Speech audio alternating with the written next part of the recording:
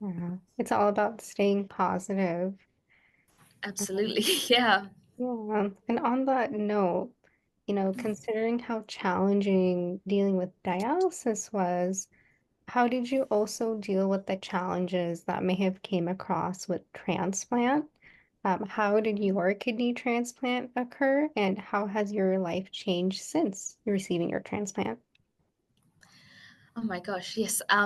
This is like the happy ending I get to talk about. Mhm. And yeah, so with the kidney transplant, like I told you just before in the previous question, I said it got to a point where dialysis wasn't working anymore. So I remember just sitting down in the hospital room, and then my doctor said, because of the dialysis program that I was put on incorrectly, it got to a point where dialysis wasn't working on me, and they said we need a kidney transplant like as soon as possible.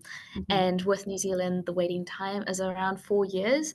And I had done dialysis for a year. So I thought, I have no idea how I'm going to get a kidney transplant. And he said, do you have any family or friends? We will fly them over to Auckland. Like, you just need a transplant.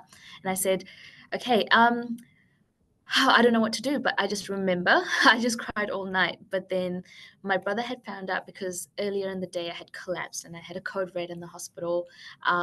But he didn't know that I needed a transplant right away. And I never asked him for a transplant or a kidney, sorry, because he is really into his sports and I don't want to take that away from him. I don't know anyone that's given a kidney. I don't know how that impacts people physically. So I never really considered it seriously. And he called me up that night at like 2 a.m. and he said, listen, like you're my number one priority and I heard that you collapsed and I can't, you've already been through, hell and back with this journey and I need to, yeah, I'm going to give you a kidney. Don't worry about anything. You're my number one priority. So I was like, oh, okay. Because for me, I don't want to ask someone because asking someone for a kidney is just such a big thing. It's not a pen or a pencil, especially someone who plays so much sport and that's all they've done their whole life.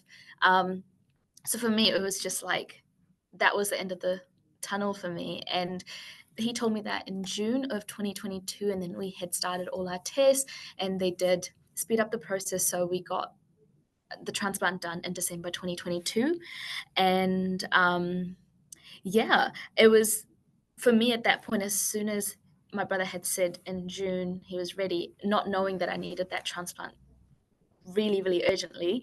And I never told him until the transplant was done how desperately I needed that transplant. So for me, for the next 6 months, is like, okay, you just have to make it, especially knowing that dialysis wasn't actually working properly.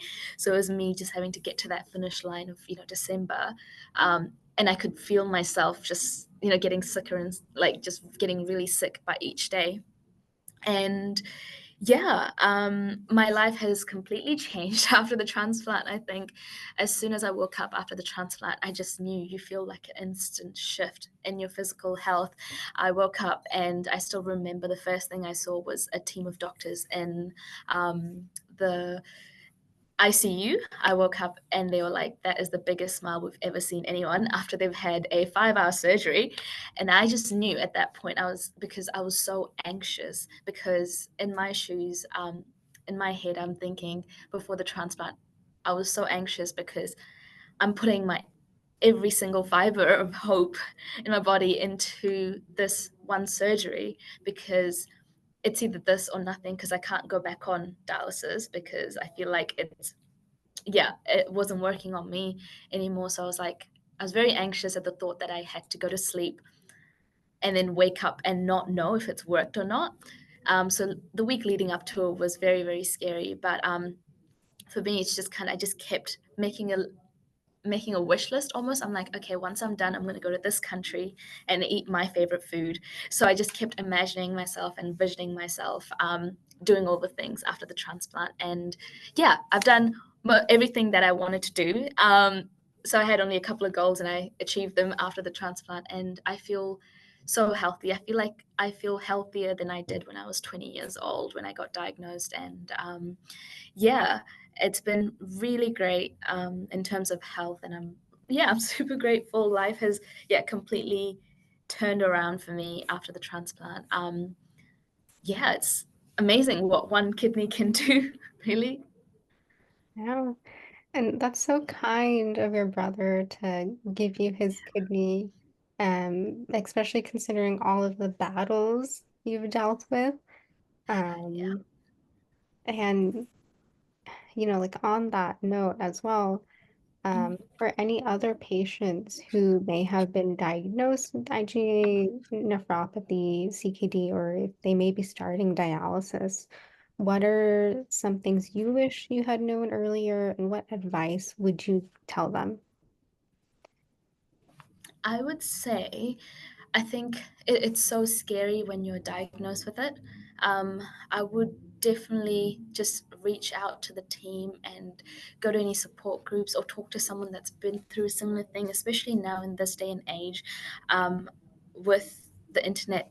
I feel like there's a lot of groups that you can join on Facebook, Reddit, and I've had people message me because I was able to share I was about to share my entire journey with transplant and also a bit of dialysis on TikTok, and that was almost 2 years ago. And I still get messages till this day about from people all over the world just asking me questions about dialysis or transplant. So just using social media and just trying to find someone you can talk to that's been through the same journey, because I feel like yes, you can talk to your doctors just so you can have a plan and you can figure out what's going on and get educated. That's all good, but I feel like listening to someone that's gone through a very similar journey is it gives you so much support, because I feel like talking to family and friends is it's a great outlet, it's awesome, but they're not able to fully understand what you're going through. I think only someone that's gone through IgA nephropathy can fully understand. So I think definitely finding someone, anyone, even if it's on the internet or a support group, just having a chat to them, and because you want to vent and they will understand exactly what you're feeling as well. And I would just say with dialysis, making sure that you're just always in contact with your team and always raising any minor red flags that you might have, just always communicating with them. And I know it's hard, but just having to advocate for your own health, because no one else is really going to do it. You have to pretty much do it yourself. And when it comes to speaking up, and yeah, something I wish I learned earlier is just again like talking to someone that's gone through, you know, the diagnosis, dialysis, or transplant process, and it really just I think it really gives your perspective about what to expect. And they, yeah, I think just doing research and joining support groups is the best thing.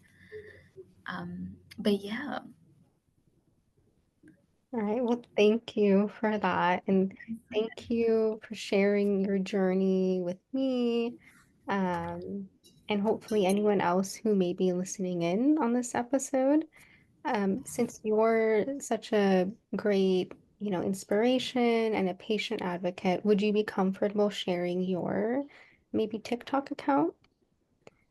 yeah, I would love to.